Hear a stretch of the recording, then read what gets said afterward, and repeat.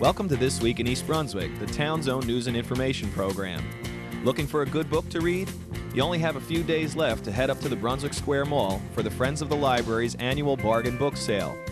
Tonight we'll have an update on the sale and information from the president of the Friends of the Library, Cheryl McBride, about how you can get involved. East Brunswick School's information officer, Amy Fisher, goes to East Brunswick High School and talks with students and the principal about this year's project graduation, and to remind everyone about the Drama Club's new production of Much Ado About Nothing, playing the 19th, 20th, and 21st of March. We'll also take a quick look at last Sunday's Daisy Breakfast fundraiser for the town's Camp Daisy program. This and more coming up, but first, here's a look at programming next week here on Channel 8. Begin the week with some exercise on Look Great, Feel Great Monday morning at 10 a.m., followed by stories from the library at 10:30. Watch Monday evening at 8 p.m. for our live cablecast of the Township Council meeting. Tuesday evening at 7 p.m., Supervisor of Athletics for East Brunswick Schools, Frank Knoppenberger, speaks with Phil Hill about the high school winter sports season on Sports Talk. Wednesday night at 7:30, Dolly Vasta has as a guest Randy James from the Randy James Dance Works Dance Company. And at 8 p.m., the Middlesex County Cultural and Heritage Commission spotlight the Unlimited Potential Theater Group on the arts. Next Thursday, March 26th, we'll be back at 7 p.m. with another edition of This Week in East Brunswick, and at 8 p.m. we'll have this year's school budget hearing live. Be sure to check the Channel 8 Community Bulletin Board for recasts of all of our shows.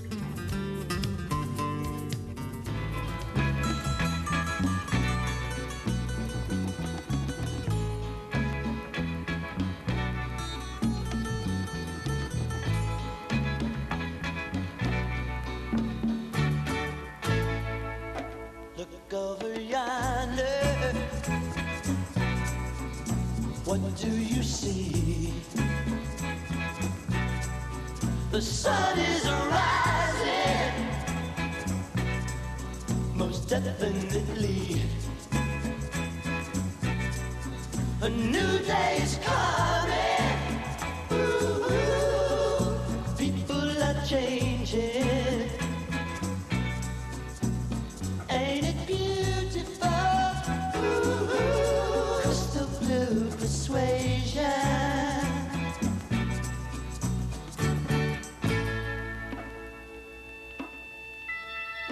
Better get ready. Gonna see the light.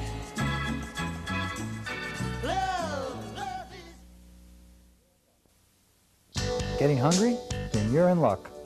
Because when you get hungry, there's no better place to be than East Brunswick. From a bite on the run to an elegant 5-course gourmet experience, East Brunswick's got taste. Whether you need to pick up a quart of milk or milk-fed veal, lunchbox treats, or a 3-tiered wedding cake, soup for one or a Super Bowl party, East Brunswick's got it all. Pick a pack of farm-fresh peppers, cool off with a summer treat, or bite into a little pizza heaven. Satisfy a sweet or a sweet and sour tooth. Dine your way across the USA. Head south of the border without leaving home. You can curry favor, salute a spicy General Tso, or imagine that you're in Tokyo. All with a little bit of soul. Bring home authentic pierogies, or a full array of international delights. If you're looking for seafood, there's no need to flounder. For tiramisu, omelets and pastrami too. You'll find East Brunswick's your cup of tea. Or maybe you prefer cappuccino with your bon appetit. No matter how you slice it, East Brunswick serves up just what you're looking for. So if you're in the market for takeout, dine in, or dinner at home, from Riders Lane to Route 18, East Brunswick caters to your taste.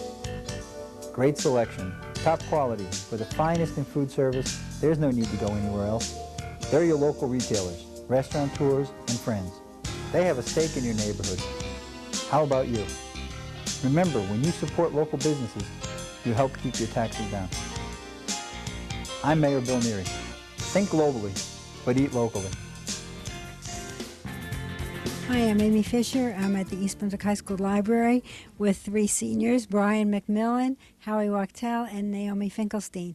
We're going to be talking about Project Graduation, which is a new activity at the high school this year. Brian, could you just give us a brief description of what Project Graduation is? Well, Project Graduation is a celebration on the day of graduation in which all the seniors get together and spend one final day together as a senior class. We have many activities that we do. We have activities such as a hypnotist that we're thinking of bringing in. We have many fun games, a DJ. If we're able to hold this at Rutgers, we'll be able to have a climbing wall available to us. Now, this actually is going to take place in the evening and into the night, right, Howie? Right. I'm not sure of the exact times now, but it's going to run, I think Naomi knows, it's going to run all throughout the night, and what we're going to do is transportation is going to be provided by the school, so no one can leave early, and then in the morning we're going to have breakfast back at the high school. And how are you involved in the planning for this? I'm on the publicity committee, which is run by two teachers from the high school, Ms. Tote and Ms. Pongratz, and we're basically just in charge of telling all the students about it and rallying support for it within the school. And the other day, Naomi and I went in front on the auditorium and gave a speech about it and why it's such a good idea. Okay, Naomi, maybe you can tell us the exact times that you'll be going and how you're involved with it? All right, the time will run from approximately 10 p.m. to 6 a.m., and the time actually varies upon the place that where the event is actually held. So we do it to accommodate them because they're being nice enough to have the amount of students that will be going there. And I'm on the activities committee where after the assembly that me and Howie gave, we sent out a survey to all the English classes for the seniors to see how many students would like to go and what they would like there. And we're very hopeful that the night will be a success because around 300 students already said that they're going to attend. And as a member of the activities committee, we're trying to look at the survey, see what they want, see how we can build upon that and give them a fun-filled night. Howie, since you're on the publicity committee, we'll ask you about the cost of all this and what you're doing to raise money for it. The approximate cost is going to be about $40 per student, and only $10 of that is going to actually have to be provided by the parents themselves of each student. But we've been getting grants from the East Brunswick Police Department, from just different charitable organizations, just to give us more money because they like this cause. And just the other day, I think last Saturday, we had a fundraiser, a basketball game, where we had professional football players play against different members of the East Brunswick community to raise money, and that turned out to be a big success, according to. So actually, it only costs the students $10 each, which is very good. Brian, what do you think about this whole idea? Oh, I think Project Graduation is an excellent idea. I think it's a way to keep students safe and still have a fun night. No alcohol is involved. You don't necessarily need alcohol to have fun. There's plenty of activities, and I think it's going to be a great night. It keeps kids who are drinking off the roads. This idea promotes the students, but it can also benefit the community and the parents because for one night the parents are going to know where their children are and they could feel safe and they could be happy knowing this. The community already with the basketball game, it's already helped out. The Board of Education is the one sponsoring our transportation, no matter how much it's going to cost. That's a good thing. And the thing is that the students will find out that this night can be fun, and no matter how they feel before the night, if we save one child, then it has all been worth it. And here we are with Principal Ben Tantillo. Mr. Tantillo, what do you think about this whole Project Graduation? Project Graduation is a great concept. It gives the kids a last chance to get together as a class. You know, everyone will be going their own separate ways after graduation, and who knows where they'll end up in their life. And it's a time that they can get together. There's no pressure as far as social dating like a prom or something like that. And it's kind of like a last goodbye for everybody. It's a safe environment for the kids, and that's really one of the points that we're trying to make, that we want a drug and alcohol-free celebration, and that you can have a alcohol and drug-free celebration and have a great time. I've been participating in Project Graduation for a number of years in other districts, and they've been very successful. The kids love them. The parents feel comfortable because they know where the kids are at night. It's a great time all around. It's And here I'm amazed how it's been embraced by the community. The community has supported this. It's very exciting to see. Just as our basketball game we had with the NBA and NFL All-Stars, the whole town showed up. It was a nice community event between the Board of Ed playing for us and the mayor and the teachers and the police department. It was a tremendous happening in our town. It was really neat. Now, are you still collecting funds to support this program? Absolutely. Keep those dollars coming. No, actually, we'll have several more fundraisers to support graduation. Since at first we thought maybe we'd have 300 students attend. We have approximately 585 seniors. But doing a survey and talk throughout this, the school, we're going to get closer to 400, if not over 400. So we're a victim of our own success, I think, already. And so we do need additional funds. One of the things we're going to do is we're going to raffle off my parking place, so the students can have the #1 parking place in the school. So there's some neat things going on there.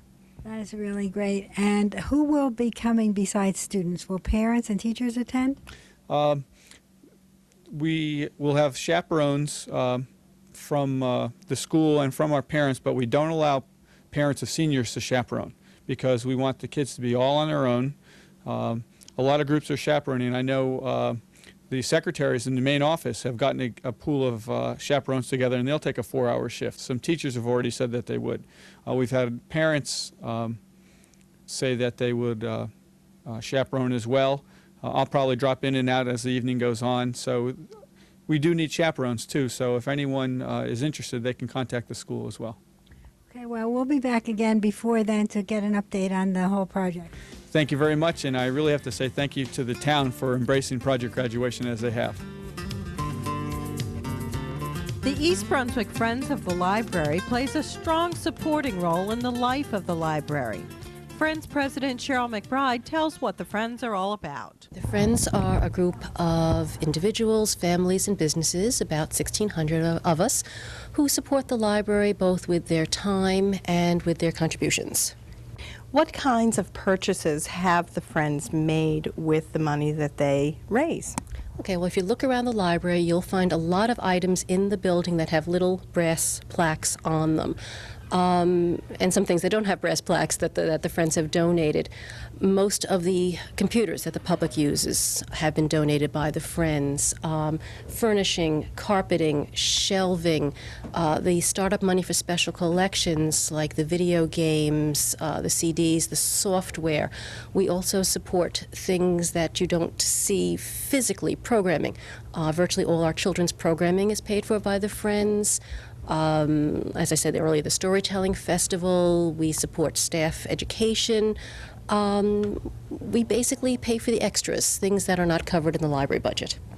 Well, speaking of that, why are these gifts so important, and how would the library be if the Friends didn't support the library in this respect? In my opinion, the library is the best thing in this town, and one of the main reasons is because of the love and attention and contributions of the Friends. The Friends provide things that the budget can't cover. If you go to other towns, other libraries in other states, you'll find nothing like this because of our Friends. The numbers of computers available, the different types of videotapes, video games, software, these kind of things aren't available and wouldn't be available if it wasn't for the donations of the Friends. Okay. Who is a typical member of the Friends of the Library? Well, there's no really typical member. Families belong, single adults belong, businesses belong, just about anybody in town. If they love their library, they can become a member. You said there's over 1,600 members right now. How many are you hoping to sign up in this current membership drive? We're shooting for 300. We just sent out a mailing to everyone in town who has a library card, who's not a member of the Friends, and that was over 11,000 envelopes. And we're hoping from that huge mailing to get at least 300 new members. And when somebody joins the Friends of the Library, what is the most that they can expect to do and the least that they can expect to do? Well, let's do the least first. The least is they can give their contribution, and they get a copy of the library lines in the mail. and they know with their contribution they're supporting the library. The most, they can become president and get interviewed by you. No, the most they can be as active as they want to be. We have a lot of volunteer opportunities, working at the book sale, working on the tricky tray, working on the garage sale. We have mailings that have to go out. There are all kinds of things you can do if you'd like to spend the time to get more active. When you fill out your membership application, check off the little box that says, I would like to get more active in Friends activities. Our membership chair will call you, and we will be thrilled to have you. We need all the friends we can get. Right. So volunteer time is a big part of being a member of the Friends. If you're able to give some of that time, that's a big way that you can help the Friends. Oh, definitely, definitely. You don't have to. You can, like I said, just contribute, at the minimum amount and sit back and know that you've done what you can. But if you'd like to volunteer your time, we would certainly love to have you. Either way, depending on what you decide to do, there are several premiums that you can receive depending on the amount of your contribution to the Friends and becoming a member. Tell me a little bit about those. Okay, for the basic membership at $5, you get the library lines mailed to you. You also get free admission at the first night of the book sale. For a donation of $15, you have a book plated in your name. And for a donation of $25 or more, you get the book plated in your name, and you get your choice of a number of interesting little gifts that we have for you. There's a teddy bear, there's a memo cube, there's a bag, there's an umbrella, all kinds of things with the library logo, things that show that you support your library, things that you'll be happy to use. Good. And of course, how can somebody join if they're so interested they want to join? Now you've got them excited about this. How can they join? Piece of cake, very easy. Of course, look in your mailbox for the envelope that we sent you. There'll be a brochure and an envelope. Mail it in, bring it in. If you didn't get one, if it got lost in the mail, horrors, if it got tossed by mistake, as soon as you walk in the front door of the library, there's a table with a big book thermometer on it, and sitting on the table are copies of library lines, copies of the new members brochure.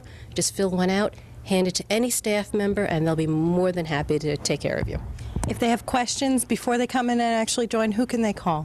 Actually, any service desk at the library, but I suppose the best thing 9 to 5 is to call our administration building at 390-6761, or on weekends or evenings call the reference desk at 390-6767. Okay, Cheryl, thank you so much. Thank you, Sandy. It was a lot of fun. The biggest fundraiser sponsored by the Friends of the Library is going on right now. The annual book sale at the Brunswick Square Mall is in full swing. But hurry, you've only got until Sunday, March 22nd to shop for your favorite titles. So far this week, hundreds of residents and mall shoppers have browsed through the thousands of books available at the sale. Topics such as mystery, fiction, sports, computers, and children's books are being sold at a fast pace.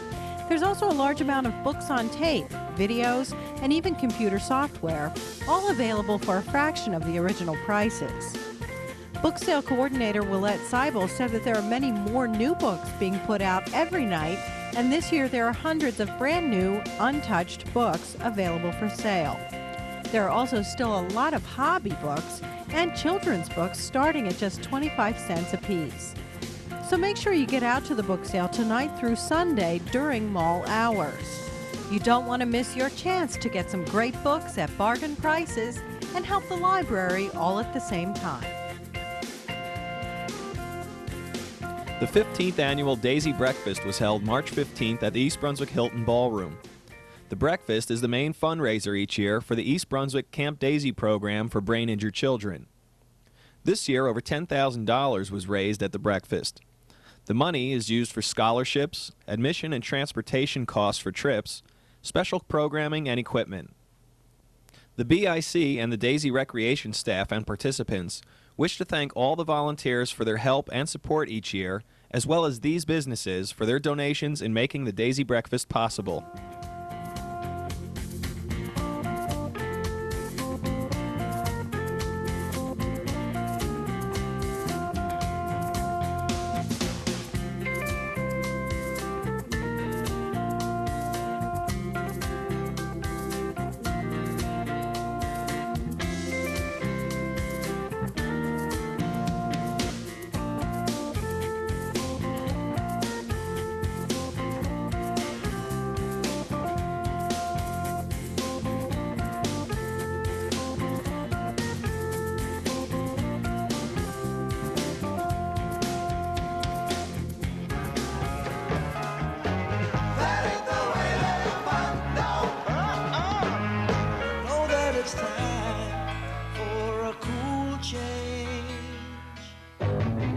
splish splash, I was taking a bath. Island girl, like I want you in this island world. Slip sliding away.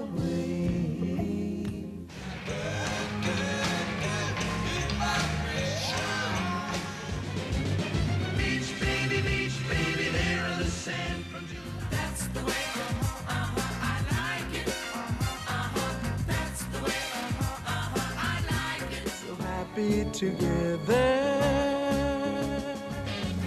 Ooh-wee, baby, ooh-wee, ooh-wee, baby, ooh-wee, ooh-wee, baby. Won't you let me take you on a sea cruise?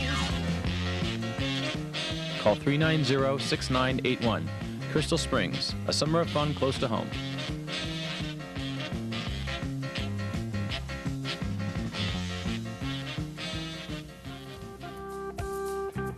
Hi, I'm Amy Fisher. I'm at East Brunswick High School with the directors and musical director of the play that's about to be produced by the Drama Club, Ginger Bird, Dan Moran, and Kathy Spadafino. Dan, let's start with you. Could you tell us about the play? Yeah, what we're what we're doing is Shakespeare's comedy Much Ado About Nothing, but we've set it in the 1950s and we've set it at the high school. So it takes place at East Brunswick High School in the 50s. Is this the first time that Shakespeare has been performed at East Brunswick High School that you know of? It's not the first time. It's the first time we've ever tried it, but it's been done in the past, I think, but it hasn't been done in 6 years. At least 6 years, I think. Kathy, you're providing the musical direction for this. It's unusual to have music with Shakespeare. Could you tell us how that works? Well, we got together and we all described the scenes and we said, well, what song would be good? We tried to keep the music in the 50s, but we borrowed from other elements as well.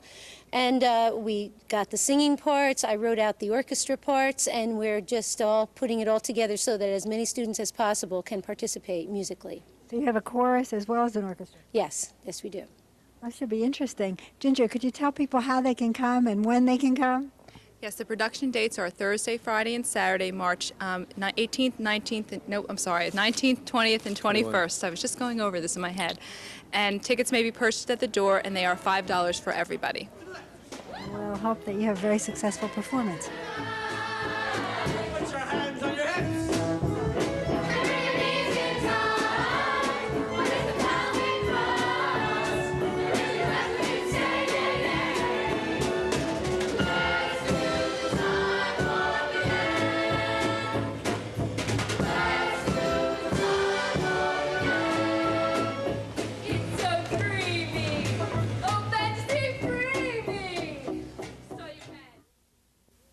Getting hungry? Then you're in luck. Because when you get hungry, there's no better place to be than East Brunswick. From a bite on the run to an elegant 5-course gourmet experience, East Brunswick's got taste. Whether you need to pick up a quart of milk or milk-fed veal, lunchbox treats, or a 3-tiered wedding cake, soup for one or a Super Bowl party, East Brunswick's got it all. Pick a pack of farm-fresh peppers, cool off with a summer treat, or bite into a little pizza heaven. Satisfy a sweet or a sweet and sour tooth. Dine your way across the USA. Head south of the border without leaving home. You can curry favor, salute a spicy General Tso, or imagine that you're in Tokyo. All with a little bit of soul. Bring home authentic pierogies, or a full array of international delights. If you're looking for seafood, there's no need to flounder. For tiramisu, omelets and pastrami too. You'll find East Brunswick's your cup of tea. Or maybe you prefer cappuccino with your bon appetit. No matter how you slice it, East Brunswick serves up just what you're looking for. So if you're in the market for takeout, dine-in, or dinner at home, from Riders Lane to Route 18, East Brunswick caters to your taste. Great selection, top quality, for the finest in food service. There's no need to go anywhere else. They're your local retailers, restaurateurs, and friends. They have a stake in your neighborhood. How about you? Remember, when you support local businesses, you help keep your taxes down. I'm Mayor Bill Neary. Think globally, but eat locally.